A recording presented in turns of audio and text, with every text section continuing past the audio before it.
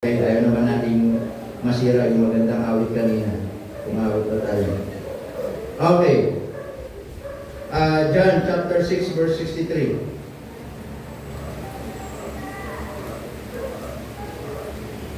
Ito niyo na.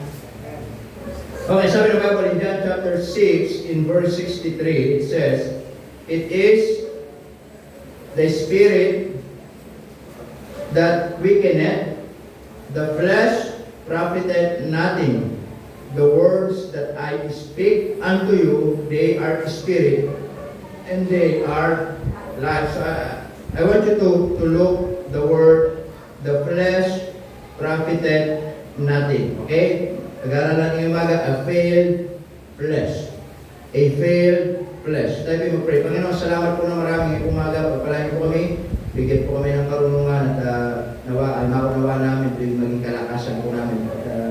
It should be also reminders to each every one of us, we as a Christian, how can we walk in the Spirit. Sa inyong pong harapan ay pagpalain po kami. Salamat po. Mag-usap po kayo sa amin sa pangalan ni Jesus. Amen. You now take your seat. Okay, a failed flesh.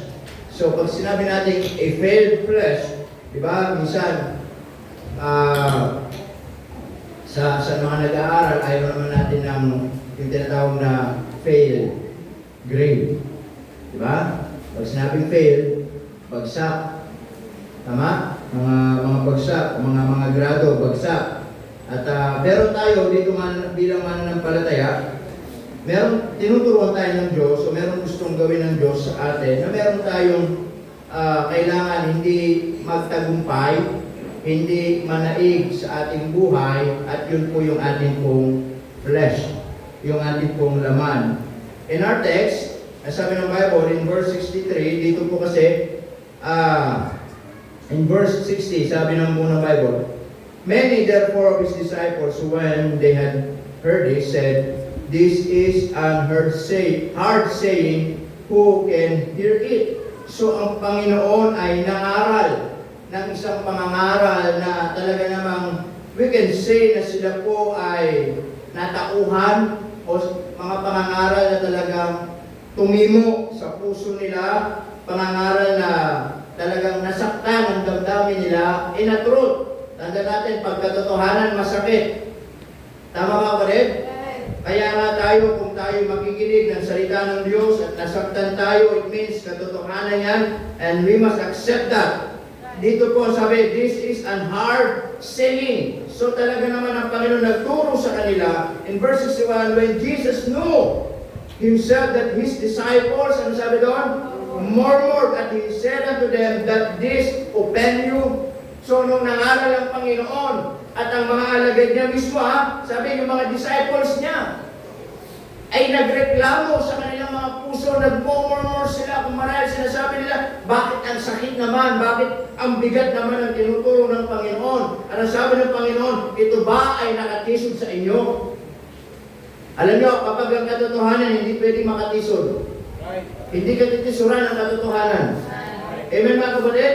Kasi sabi niya, ito ba'y na-open ba kayo? In verse 62, what if ye shall see the Son of Man ascend up where he was before? In verse 63, it is the Spirit that quickeneth, that the flesh profited what? Nothing. Amen po ba mga kapatid?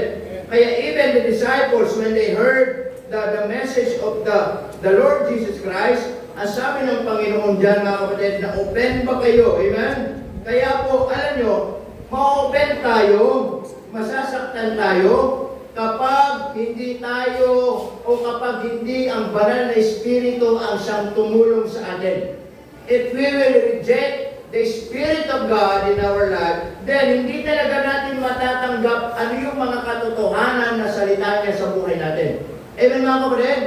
Kaya yung iba, madaling masaktan, madaling magtanong, madaling ma-discourage, madaling ma-open. Kasi imbis na yung Holy Spirit ang siyang paganahin nila o hayaan nilang kumilos sa kanilang mga puso para tanggapin yung mga aral kahit masakit, ang pinapagana nila yung laman.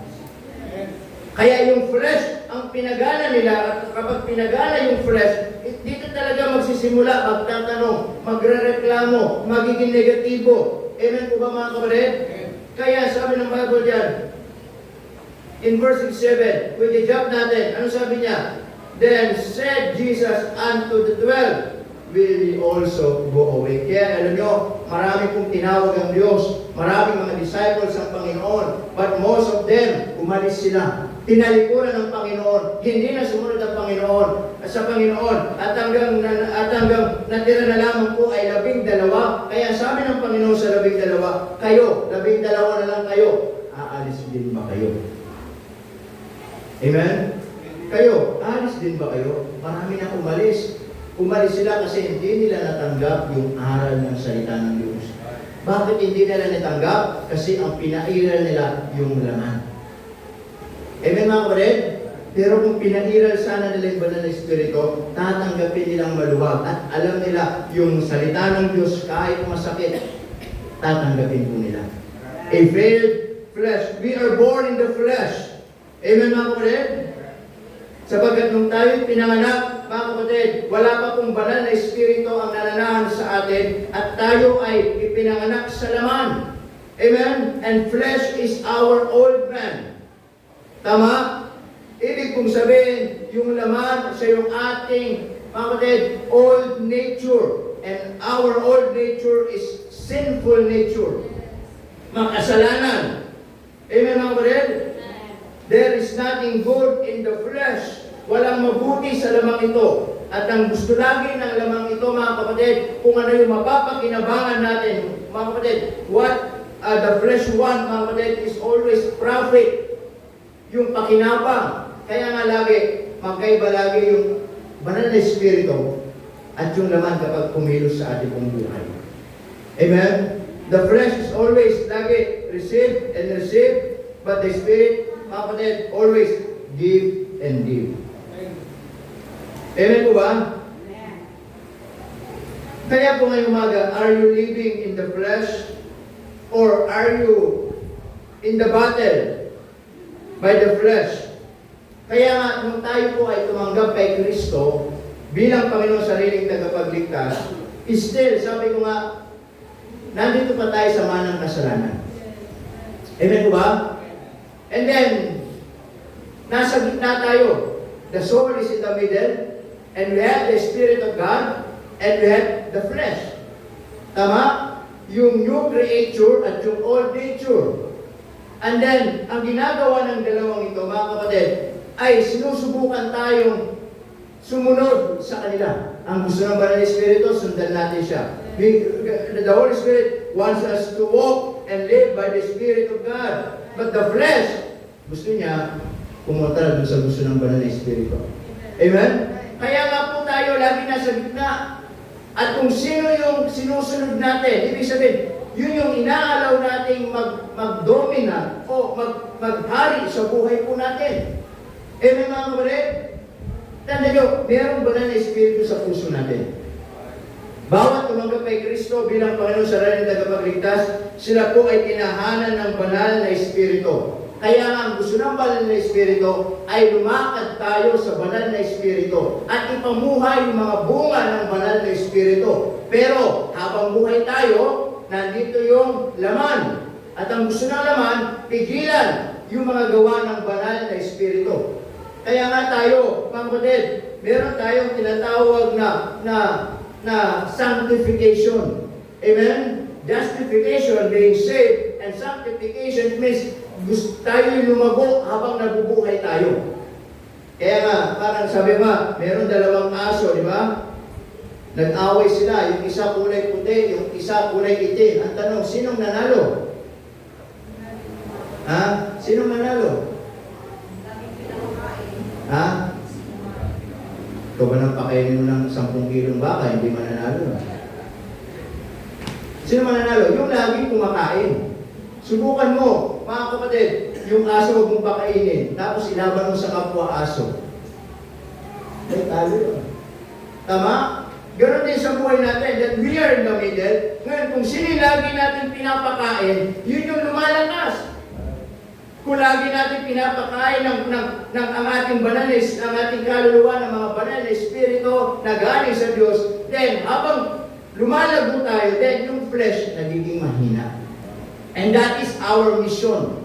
Amen? A failed flesh, dapat yung flesh mag-fail sa buhay natin. Hindi siya managumpay sa buhay natin. Pero kapag ang flesh ang nagwawagi sa buhay natin at napapabayaan yung ating spiritual na buhay, yun yung hindi maganda. Amen po ba mga kapatid? Yun yung hindi maganda ang mangyari sa buhay po natin mga kapatid. Ang sabi ng Bible, mga kapatid, ang flesh at ang spirit ay magkaliwas. Number one, mga kapatid, na gusto ng Diyos, makita po natin ngayon po umaga. Okay? Number one, the labor of the flesh fails. The labor of the flesh fails.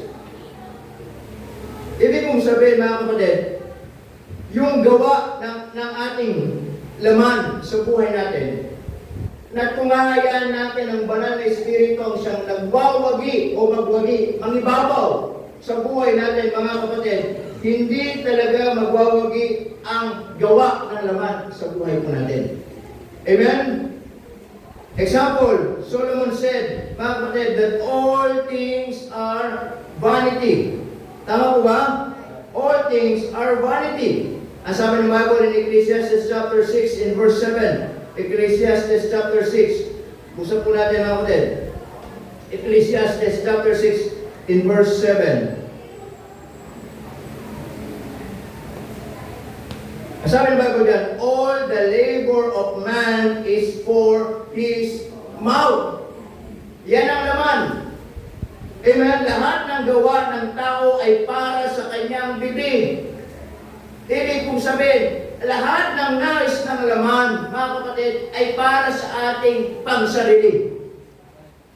All the labor of man is for his mouth. Bakit tayo kumakayod? Bakit tayo nagtatrabaho? Bakit nagpapagal tayo? Para sa atin.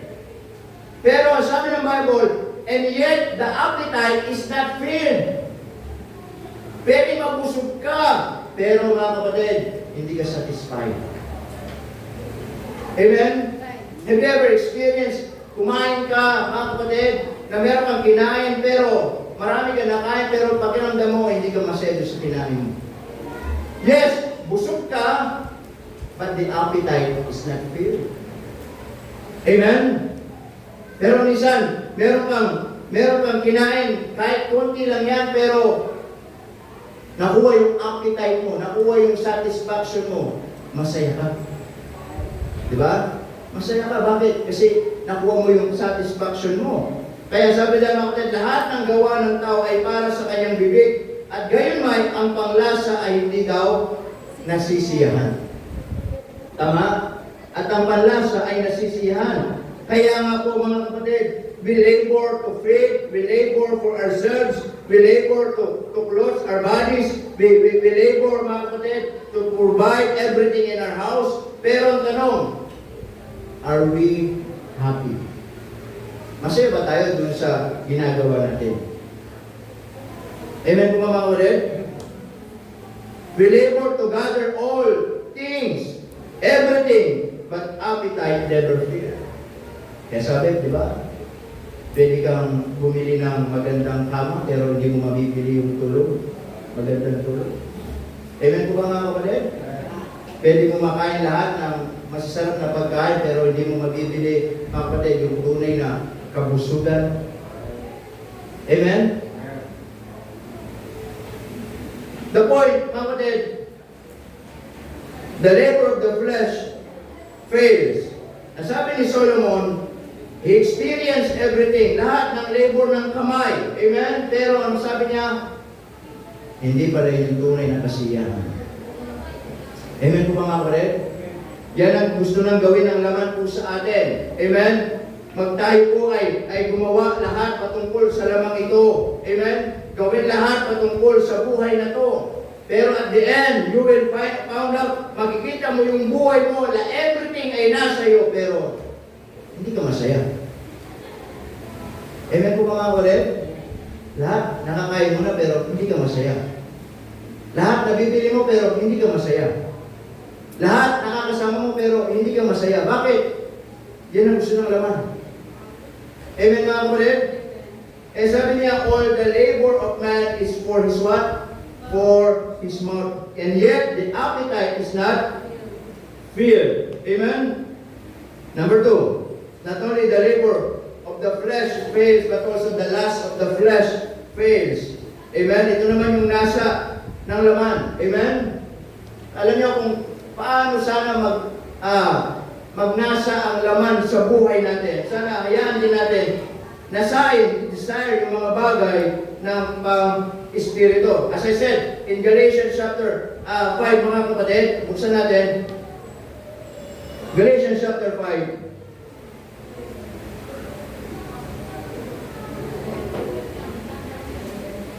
In verse 16, it says, sabi dyan, this I say then, walk in the Spirit, and ye shall not fulfill the lust of the flesh. Amen? Ye shall not fulfill the lust of the flesh. So, logically, if you are not walking in the Spirit, then you will fulfill the lust of the flesh.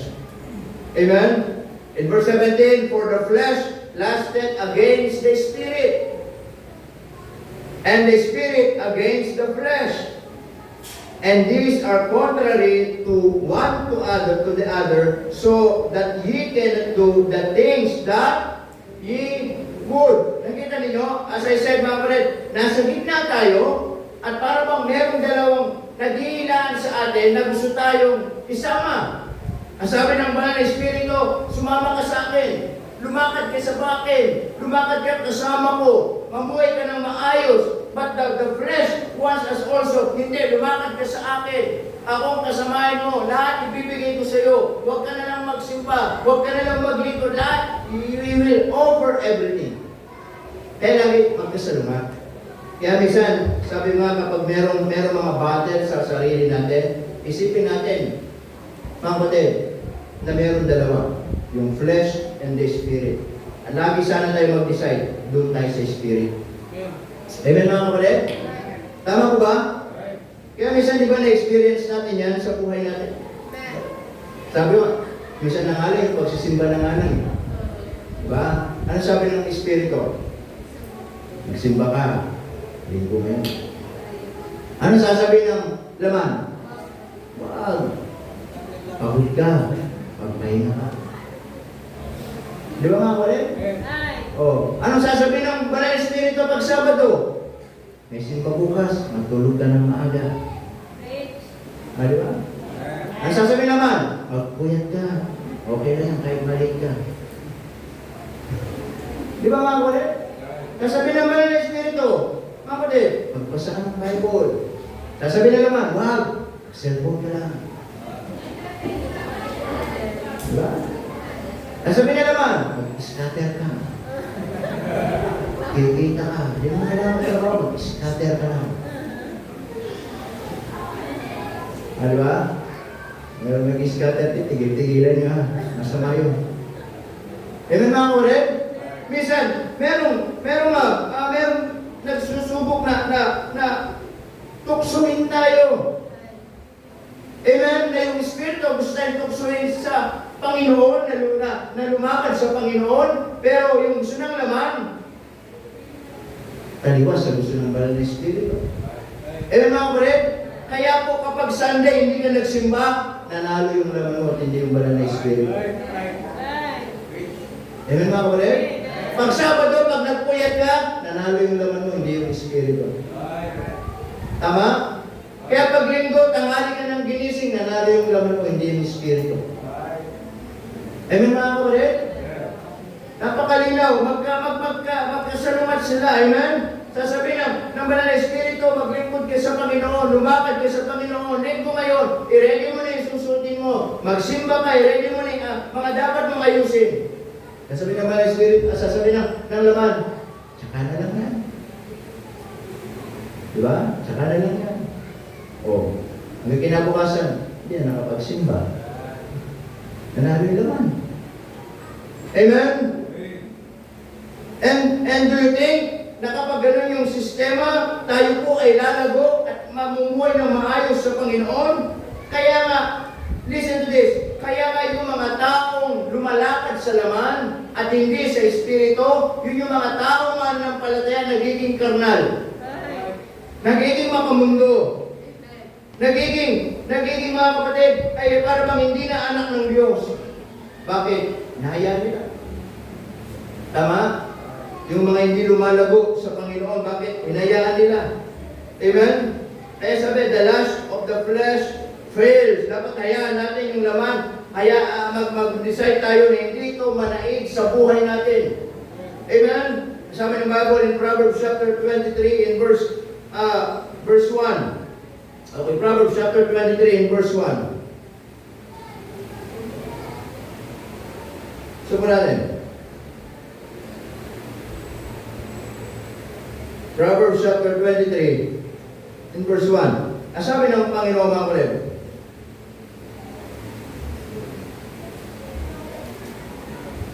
nakita niya, Proverbs chapter 23 in verse 1. Sabi doon, mga kapatid, when thou sittest to eat with the ruler, consider diligently what is before thee. O Philippians chapter 13, 3:19. Philippians chapter 3, verse 19. Philippians chapter 3, verse 19. Okay.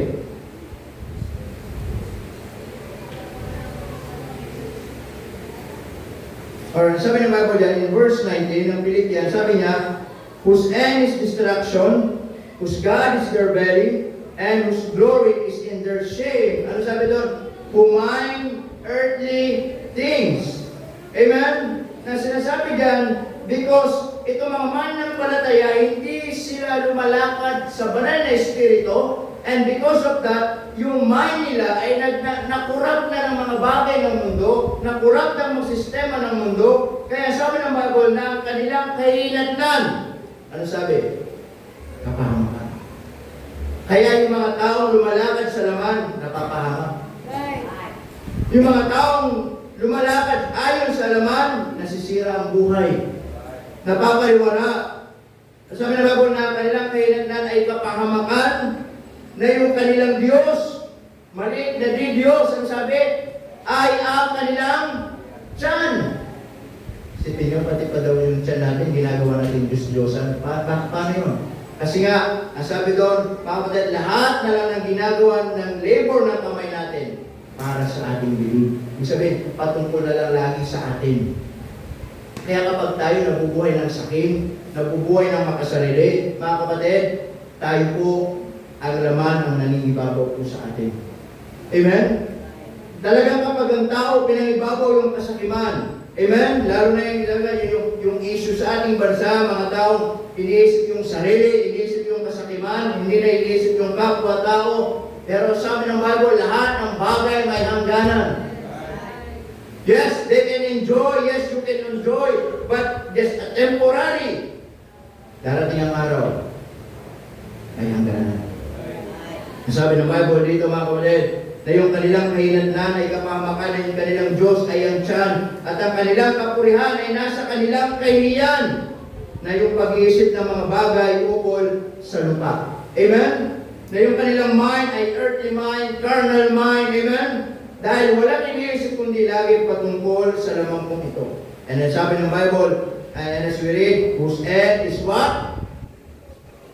Destruction. Amen? Kapahamakan. Balang araw, mapapahamak. Tama mga kapatid? Mapapahamak ang tao kapag lagi puro laman ang pinagana. Puro laman. Amen? Tama mga kapatid? The flesh, mga kapatid, the flesh cannot satisfy. Walang satisfaction. Okay? Walang satisfaction. Kaya din sa binasa natin sa Galatians chapter 6, Galatians chapter 6, balikan natin. Sandali.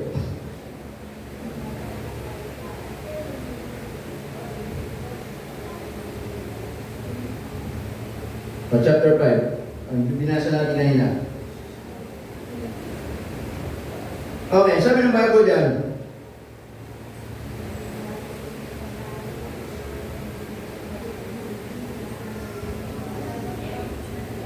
Okay.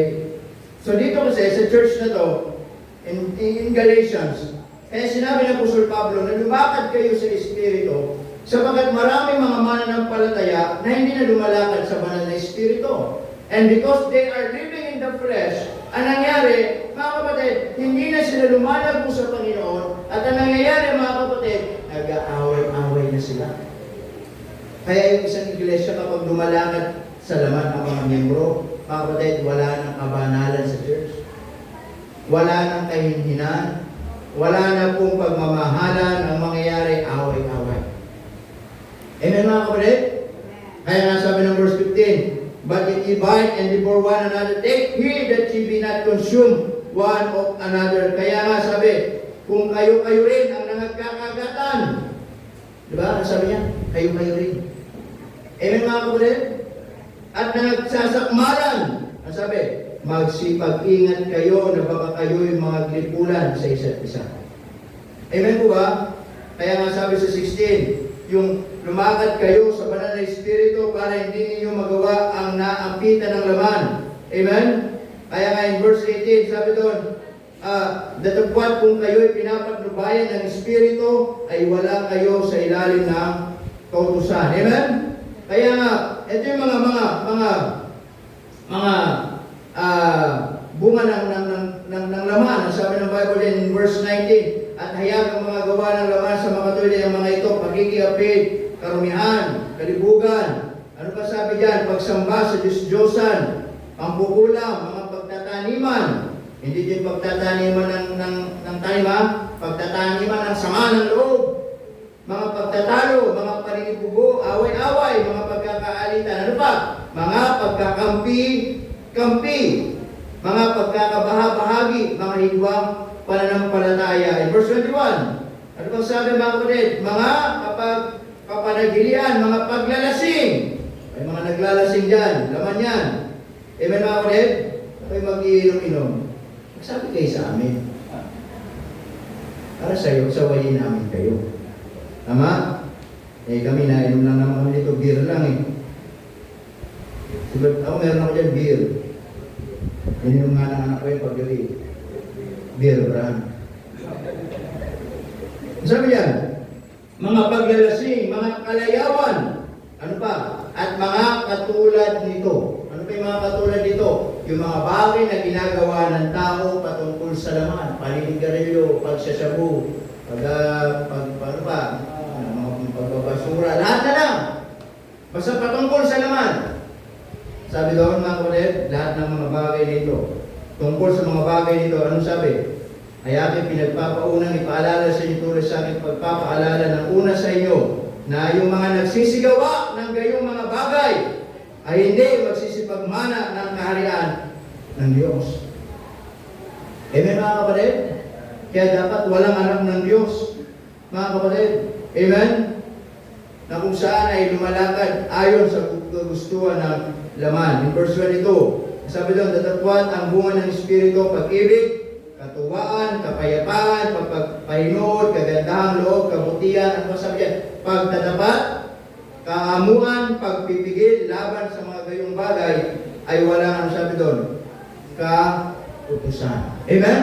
So that is the last of the flesh fails. Amen? Dapat ang kailangan manaig daw sa atin yung banal na Espiritu. Kaya po, kapag dumarating yung point na para bang there is something sa sarili natin, na para bang ang Diyos ay nangungusap sa atin, kung ito ba ang susundin natin, yung banal na Espiritu o yung gusto ng laman, sana lagi tayong manindigan doon sa kagustuhan ng banal na Espiritu. Amen mga kapatid? Sana kapag linggo, sikapin natin manindigan. Itong linggo, gusto ito ng Diyos, gusto ito ng banal na Espiritu, doon ako sa church. Tama mga kapatid?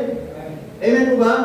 So, malagi tayong manatili doon sa kagustuhan ng banal na Espiritu upang yung laman hindi makagawa sa atin. Amen mga kapatid? Hindi makagawa sa atin. Kailangan mag-fail siya sa buhay natin. Not only the lust of the flesh, but also lastly, mga kapatid, the learning of the flesh fails. Amen? The learning of the flesh fails. Alam niyo, ang laman ito, walang ituturong mabuti ito sa buhay natin. Kapag sumunod tayo sa kagustuhan ng laman natin, wala itong itutulong na mabuti sa atin. Kapag tayo naging sunod-surunan ng lamang ito, wala itong maitutulong na maganda sa kinabukasan po natin. Wala tayong matututunan sa lamang ito. Amen po mga kapatid? Because sabi ng Bible, in Romans chapter 7 verse 18, okay, Romans chapter 7 verse 18, ang sabi ng Biblia dyan, ang sabi, for I know that in me that is in my flesh dwelleth no good thing, for to will is present with me, but how to perform that which is good I find not. Ano matututunan natin? Okay? Sa lamang ito na wala tayong matututunan. Makikita natin, in this flesh dwelleth no good thing. Wala daw pong mabuti sa lamang ito. Amen? Wala daw pong mabuting bagay na makukuha natin dito. Wala tayong mabuting bagay na matatanggap, mapapakinabangan natin sa flesh. Kaya sabi, sapagkat nalalaman natin, anong sabi dyan? Sa makatuwid ay sa aking laman ay hindi tumitira o hindi nananatili o walang masusumpungan ng anumang mabuting bagay. There's no dwelleth good thing. Meron to mabuti sa katawan nito? Wala. Dahil ang lamang ito, makasalanan. Amen mga kapatid? Kaya po kapag ito yung sinunod natin, wala tayong matututunan.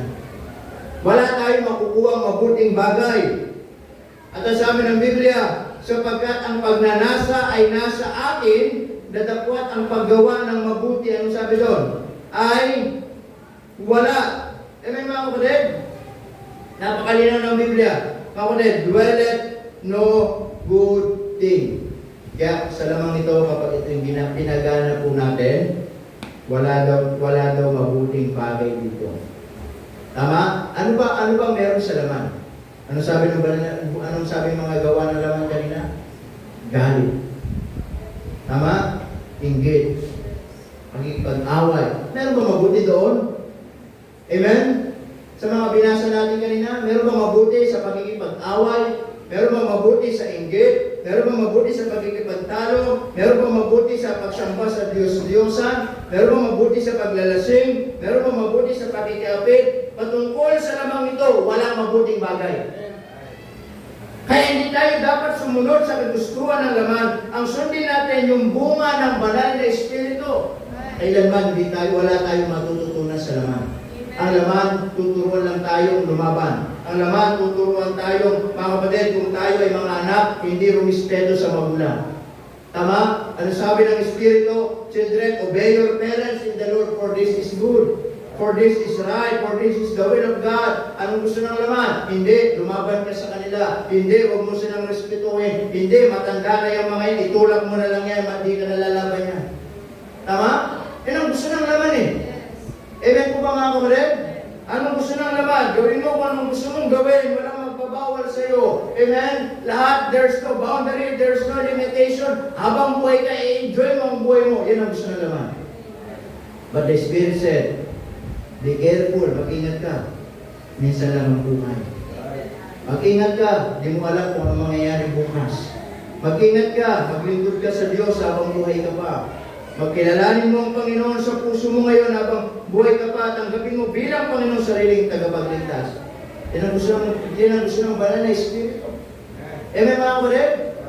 Lagi, walang mabuting ituturo ang lamang ito because dwelleth no good thing. In Romans chapter 8, in verse 13. Ang sabi ng Bible dyan, for if ye live after the flesh, anong sabi doon? Ye shall die. But if ye through the Spirit do mortify the deeds of the body, ye shall live. Sapagkat kung mga buhay kayo na ayon sa laman, ay mga mamatay kayo. Datapwat kung sa pamamagitan ng Espiritu ay pinapatay ninyo yung mga gawa ng laman at kayo ay mga bubuhay kayo. Ano makikita natin? Not only dwelleth no good thing, but also destruction in the flesh. Amen? Kaya, kung wala itong may tuturong mabuti, darating ang buhay natin. Ano sabi doon? Kapahamakan, kamatayan. Amen mga kapatid? Napakalinaw po ng Biblia. Di ba? Kung kayo mga bubuhay kayo sa laman, mga mamatay kayo. Masisira ang buhay ninyo. Mapapariwara ang buhay ninyo. Amen? You will put your life in danger, destruction, death. Amen mga kapatid? But if you will, walk in the Spirit, ano sabi ng Biblia? Mabubuhay kayo. Amen mga kapatid? Mabubuhay kayo. Destruction in the flesh. Not only that, Romans chapter 18 verse 8, ano sabi doon? So then, they that are in the flesh cannot please God. Amen? Ano matututunan natin? Dwelleth no good thing, destruction in the flesh. Ano pa? We cannot please God. Amen? Sapagkat ang Diyos ay Espiritu. At kailangan kung gusto nating mapurihan ng Diyos, kailangan yung Espiritu ng Diyos, siya yung pupuri doon sa Diyos na Espiritu. Nakunaman niyo ako din? Siya yung mag-i-intercede, siya yung mag-i-communicate. Kasi hindi pwede yung laman, mga kapatid, ang mag-i-communicate doon sa Espiritu. Kaya nga sabi ng Biblia, ang Espiritu at laman, hindi magkasundo. E paano sasambahin mo ang Diyos sa pamamagitan ng laman mo? Sa pamamagitan ng pagiging karnal natin, pagiging hindi natin masunurin sa Diyos, pagiging pamumuhay natin sa laman. Sabi ng Bible dyan, so then that are in the flesh cannot please God. Kaya imposible. Amen mga kapatid? Kaya nga naniniwala tayo mga kapatid, yung mga awiting makalaman, hindi pwede makapagbigay sa Diyos na banal. Kaya nga sa church natin, wala tayo ditong worldly song. Bakit? Hindi pwede magbigay kaluburan sa Diyos. Paano daw makakapagbigay ng kaluburan sa Diyos yung mga worldly song? Amen? Kaya ang inawit natin, mga godly song, mga spiritual song, mga hymns, making melody in your heart, sabi ng Bible. Kasi yun yung mga awiting maka-espiritu at mapupuri ang Panginoon. Amen po ba mga kapatid? Kaya napakalino ng Bible, amen? Kaya nga kung tayo po nabubuhay sa laman, hindi tayo nagbibigay lugod sa Diyos. Kung tayo, mga kapatid, nabubuhay sa kamunduhan, hindi tayo magbibigay lugod sa Diyos. Tama? Kaya nga hindi natin pwedeng dayain yung sarili natin eh. Amen mga kapatid? Dahil may sinasabi, yes, pwede mong sabihin, okay ka. Pwede mong sabihin, wala kang pagsubok o problema pinagdadaanan. Pwede mong sabihin, maayos yung bihis mo. Pwede mong sabihin, maayos yung sarili mo. Pero deep inside, ikay namumuhay sa kamunduhan. Then, paano natin talaga sasambahin ng Diyos? Inwardly, nasa laman tayo. Kaya sabi ng Bible, so then that they are in the flesh cannot please God. Amen? Kaya kahit anong gawin natin, kung talaga sarili natin, mga karnal tayo, mga mundo tayo, namumuhay tayo sa laman, and it is impossible to please God. Amen? We cannot please God.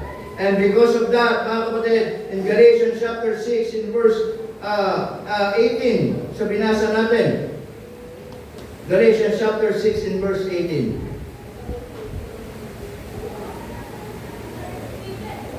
Sabi ng Bible dyan, brethren,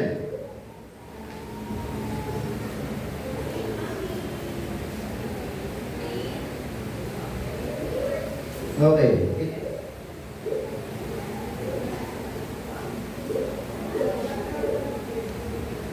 Nakita niyo po mga kapatid? O 5 ba yun?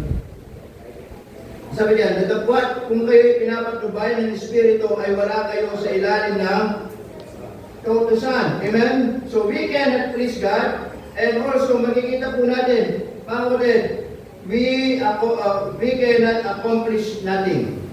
Or we accomplish nothing in the flesh. Kasi nga po, kung hindi natin mapupuri ng Diyos sa lahat ng gagawin natin, ibig sabihin, wala tayong ma-accomplish para sa Panginoon. Tama? Anong ma-accomplish natin sa Panginoon kung nasa laman tayo? Tama? Anong magagawa natin para sa Panginoon kung tayo ay nasa laman, mga kapatid? Ano sabi doon? Wala. Amen? Wala. Kaya nga sabi ng Bible in 1 John chapter 2 and verse 16.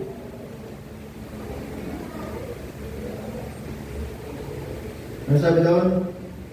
1 John chapter 2 verse 16. Sabi ng Biblia dyan, for all that is in the world, the lust of the flesh, the lust of the eyes, and the pride of life is not of the Father, but is of the world. Kaya nga kung tayo ay nabubuhay sa ganitong buhay, anong ma-accomplish natin sa Panginoon? Amen? Tama? Yung lust of the flesh, yung lust of the eyes, yung pride of life, ang tao, yan lagi ang gustong mangyari sa buhay niya. Tama? Papasakay niya lahat ng klase ng kayamanan, ng posisyon, karangyaan, at patungkol lahat sa kanyang sarili. Nasabi ng Biblia, yung mga bagay na yan, hindi yan sa Diyos. Amen?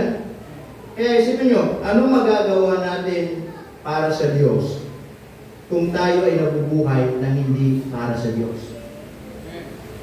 Nakunawa ninyo? Paano ka makakagawa ng para sa Panginoon kung yung pamumuhay mo hindi para sa Panginoon? Kaya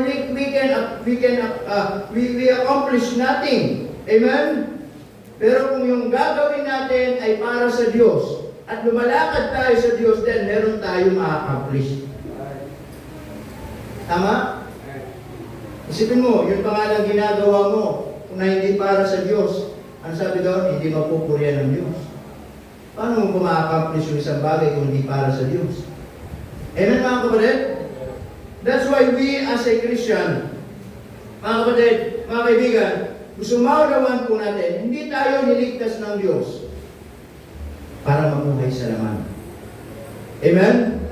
Na dati, yun na nga yung buhay natin eh. Na dati, yun na nga yung sistema ng buhay natin. Pero, inalis tayo ng Diyos sa ganung buhay. Binago niya yung buhay natin, inayos niya, ginawa niyang banal, nilinis niya mula sa karumihan. Amen? Na tayo lumalakad sa kasalanan, lumalakad sa kagustuhan ng laman, and then one day, nakilala natin ang Panginoon, inayos niya lahat, sineta niya lahat, tapos gusto natin bumalik dagal ng buhay. Amen, mga kapatid? Kaya nga maraming mananampalataya, yes, kaya buti na lamang yung kaligtasan natin ay may katiyakan eh. Kung yung kaligtasan natin walang assurance, walang katiyakan, maraming mga Kristiyanong bumabalik sa dating buhay. Ibig sabihin, maraming mga tao nawawala ang kaligtasan. Kaya lang problema, yes, salamat, hindi nawawala ang kaligtasan, pero nasisira ang pagtotoo natin. Na nakikilala tayong mga anak ng Diyos, pero ang buhay ay makamundo. Nakikilala tayong patungo sa langit, pero ang buhay pala impyerno. Nakikilala tayo mga banal, pero dito sa lupa, mga hindi magaganda ang asal. Dahil lumalakad tayo sa kagustuhan ng laman. Pero nasabi ng Diyos, ni Apostol Pablo, tayo na mananampalataya, ang goal natin dito sa mundo, hindi magtagumpay ang laman sa buhay natin. Amen? A failed flesh na dapat yun ang mangyari sa buhay natin. Upang sa ganoon, datnan man tayo ng kamatayan o datnan man tayo ng pagbabalik ng Panginoon, masumpungan niya tayong lumalakad sa banal na Espiritu. Kaya ngayong umaga, kumusta ang buhay natin ngayong umaga? Tayo ba ay nabubuhay sa laman o tayo ba ay nabubuhay sa banal na Espiritu? Saan tayo lumalakad ngayong umaga? Lumalakad ba tayo sa laman o lumalakad ba tayo sa Espiritu? Kung ikaw ay tunay na mananampalataya, yan ang maging goal natin sa buhay natin. Hindi magtagumpay ang laman sa buhay natin. Amen, mga kapatid? Amen. Yung mga nasa, ano sabi doon? They that are in the flesh cannot please God. Gusto mong malugod ang Diyos sa buhay mo araw-araw? Lumakad ka sa banal na Espiritu. Kaya kung lahat ay tumayo at ibanalangin sa Panginoon, sa mga ganito, let's pray. Dakila namin Diyos na banal at makapangyarihan po sa lahat. Maraming po salamat this morning na nandito kami ngayong umaga at muli kami po ay napaalalahanan ng inyong mga salita. Dalangin namin, Panginoon, this morning na lagi niyong ituro sa amin na kami po ay lumakad sa banal na Espiritu. At hindi po ang laman ng manay o sa laman kami ay sumunod o lumakad. Dahil kami na mga tao lumalakad sa laman, kailanman hindi makakapagbigay lugod sa aming pong Panginoon. At kung kami hindi makakapagbigay lugod sa aming Panginoon, ay wala kami ma-accomplish harap po sa Kanya. Kaya ngayong umaga, habang tayo mga nakatungo mga mataan na bagit, tayo po ay maray. Ang salita ng Diyos ay nalusat sa atin this morning. At marahil sinasabi natin, ako'y lumalakad sa laman ngayong umaga, gusto kong itama na ako'y lumakad sa banal na Espiritu. Na ayaw ko na ako'y manatili sa laman. Ayaw ko na ako'y manatili na lumakad sa kanais ng laman sa aking buhay. Na gusto ko ako'y mabuhay na ang Diyos ay nalulugod sa aking sarili. Na ang Diyos ay nalulugod sa aking buhay. At kung yan ang panalangin mo ngayong umaga, pwede ka lumapit sa unahan at manalangin sa Diyos. Humingi ng tawad sa mga pagkukulang marahil at mangako sa Diyos na ikaw, ako, ay lalakad sa banal na Espiritu. Sapagkat ayaw ko na ako'y namumuhay na ang Diyos ay hindi nalulugod sa aking buhay. Na minsan, yan ang problema ng maraming mga nagpapalagay. Nakakalimutan nila na lumakad sa banal na Espiritu. Nang laman ang nangingibabaw sa kanilang buhay. Sapagkat ang laman at ang Espiritu ay hindi po magkasundo.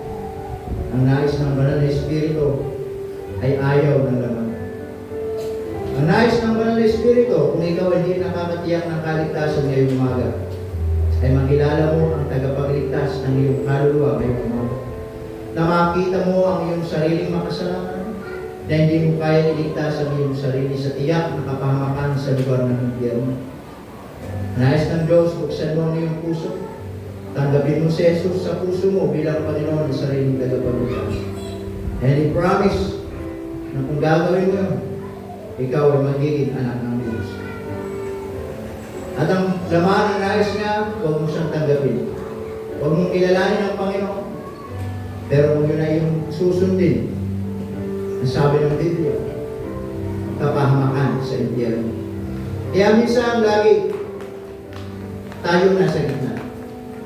At tayo ang magdi-decide kung sino ang susundin natin sa buhay natin araw-araw. Susundin mo ba ang Diyos? Susundin mo ba ang banal na Espiritu sa iyong buhay? Nasabi ng Biblia, ang kahantungan ay buhay na walang hanggan. At kung susundin mo ang laman, ang kahantungan ay kamatayan. Kaya dalangin natin ngayong umaga na hindi laman ang manaig sa bawat isa po sa atin. Upang sa ganon, manatili ang kabanalan sa loob ng iglesia. Manatili ang pag-ibig. Manatili ang pagmamahalan. Manatili ang pagpapakumbaba at pagpapatawa. Makita at maramdaman ang pagkilos ng banal na Espiritu Santo. At hindi naman ang manaig sa buhay ng bawat isa po sa atin. Panginoon Diyos, marami pong salamat ngayong umaga.